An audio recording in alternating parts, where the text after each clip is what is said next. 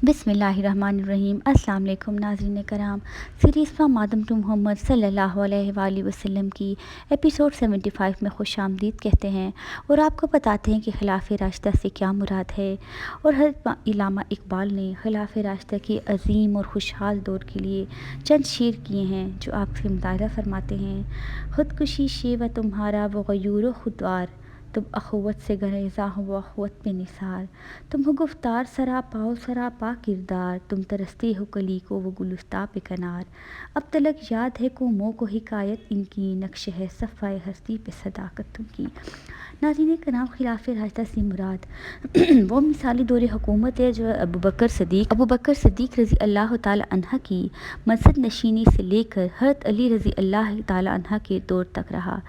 हज़रत हसन बिन अली की हुकूमत के 6 माह तमते के तौर पर खिलाफत अलिया का ही हिस्सा समझने जाता है।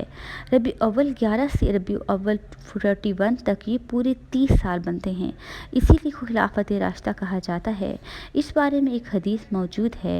रसूल पाक सल्लल्लाहु अलैहि वसल्लम का इरशाद पाक है, मेरे बाद खिलाफत 30 साल तक रहेगी, इसके बाद बादशाहत होगी। जमहूरी मुस्लिमीन का अकीदा है कि यही 30 साल खिलाफ राशिदा के हैं। अल-कायदा-तुल तहबिया भी यही है।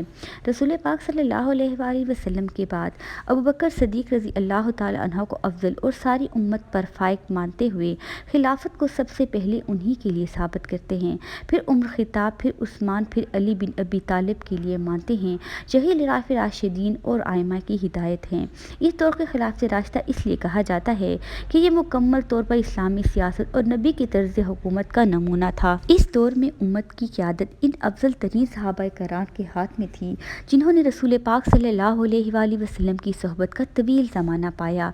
ये हज़रात इस इब्तदाई ज़माने में इस्लाम लाए जब सख्त तरीन कुर्बानियाँ और आजमाइशें हर पल दरपेश थीं।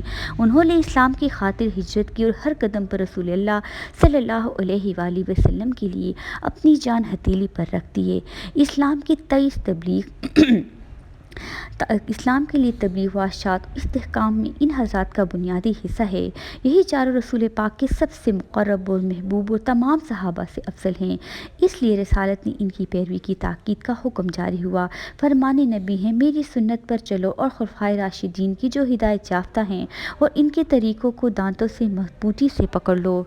यही वजह है कि मुसलमानों की तारीख़ के इस हिस्से को बाद के दौर से मुमताज़ रखा जाता है, अगरचे बाद में भी आदिल खलफा और नेक सलातीन आते रहे।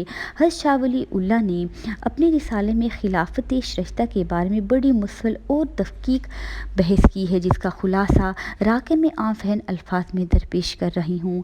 खिलाफ़ राशिदा में खिलाफत की तमाम आम शर्तों के अलावा वो एक शर्त ये भी है कि रसूल पाक सल्लल्लाहु अलैहि वसल्लम के साथ खसाइल और आफात में ख़ास मुशाबत हो, यानी वो नबी की सिफ़ात का नमूना और अक्स हो। फ़कत बाज़ सिफ़ात में मुशाबा होना काफ़ी नहीं, क्योंकि कुछ ना कुछ मुशाबत तो हर मुसलमान को होती है। मसलन 5 वक्त नमाज़ पढ़ना, तिलावत कुरान करना, ऐसी कामिल मुशाबत उन्हीं हज़रात को हासिल हो सकती है जो उम्मत के आला तरीन तबके से हों, ना कि दरमियाने या अदना तबके से। नबी का खलीफा नबी या रसूल नहीं होता, मगर नबी की सिफ़ात का नमूना और अक्स होता है। बस खुलफ़ाए राशिदा वो है जो अक़ली और अमली क़ुव्वतों में पैगम्बर की अक़ली और अमली क़ुव्वत के मुशाबा और हमरंग हो। जिन मकासद के लिए पैगम्बर की मस्बत होती है, इनकी तकमील इस खलीफा के हाथ पर हो, यानी नबी और रसूल जिसका काम की बुनियाद रख गए हों। अल्लाह ताला अपनी ख़ास ताईद के ज़रिए इन कामों को इन नबी के खलीफा ख़ास के हाथ पर पूरा फरमा देते हैं। लिहाजा जो खलीफा पैगम्बर के बाकी मानदा अमूर को अमली और इमली तौर पर तकमील तक पहुँचाता है, वो इसका ख़ास खलीफा और खलीफा राशिद होता है। तालीम, किताब व हिकमत के मराहल तो रसूल पाक सल्लल्लाहु अलैहि वसल्लम की ज़िंदगी में तय हो गए थे, मगर कुछ मराहिल बाकी थे। मशीयत इलाही ये थी कि इनकी तकमील खिलाफ राशिदीन के हाथों हो। शाह वली उल्लाह क़दस-सरा ने इसके लिए दरअसल मिसालें दी हैं। दौर सदीकी में कुरान मजीद का मसहफ़ की शक्ल में जमा किया जाना, अहकाम की अहादीस की तहक़ीक़ व इरशाद, रिवायत हदीस में ख़ज़म व एहतियात की पाबंदी करना, बहुत सी मुख्तलिफ़ फ़ीमा फ़हमी मसाइल को मशवरे और इत्तिफ़ाक़ राय से ता करके इजमा की बुनियाद रखना, गैर मखसूस मसाइल में इज्तिहाद का طریقہ جاری کرنا، ان فتوحات میں تکمیل جن کی بشارت لسان نبی سے دی گئی تھی۔ خلفائے راشد کو پیغمبر سے وہی نسبت ہے جو اعضاء کو دل و دماغ سے حکم دل و دماغ سے جاری ہوتا ہے اور اعضاء سے بجا لاتے ہیں، اس طرح خلاف راشدہ بھی فرما برداری پیغمبر کی ہوتی ہے۔ دور نبوت اور دور خلافت راشدہ میں بس اتنا فرق ہے کہ پہلے پیغمبر اپنی زبان مبارک سے حکم دیا کرتے تھے، اب لسان نبوت خاموش ہے، مگر خلفائے راشدین مشرع نبوت کو سمجھ کر پیغمبر کے اعضاء کی مان محترق ہیں۔ اس لیے خلفائے راشدین کے اقوال اور افعال کے تحت شریعہ ہونے پر پوری امت مسلمہ کا اتفاق ہے۔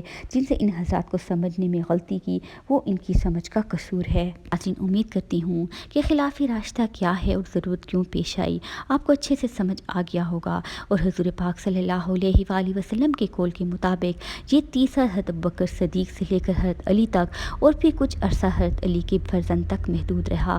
اس کے بعد بادشاہت کا دور شروع ہوا جو تاریخ کی روشنی میں ہم آپ کو بتائیں گے۔ کل کے ایپیسوڈ میں آپ کو ابوبکر صدیق رضی اللہ تعالیٰ عنہ کا جسے خلافت راشدہ شروع ہوا تھا اس کی دور کی بہت سی خصوصیات، وقت اور سنہری اقوال سے آپ کو معلومات فراہم کروں گی۔ چینل کو لائک، شیئر اور سبسکرائب کرنا مت بھولیے گا۔ اللہ نگہبان۔